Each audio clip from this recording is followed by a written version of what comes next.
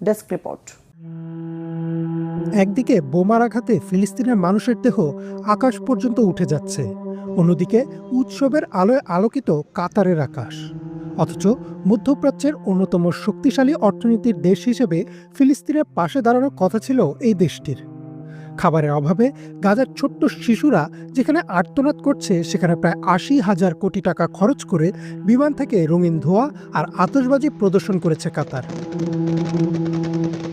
গত ৩ এপ্রিল থেকে কাতারের লুসাইল শহরে শুরু হওয়া এই উৎসবে ১৬টি বিমানের অ্যাক্রোবেটিক শো, আতশবাজি ও রাতের আকাশে প্রায় ৩,০০০ ড্রোনের সাহায্যে বিভিন্ন আলোর খেলা দেখানো হয়।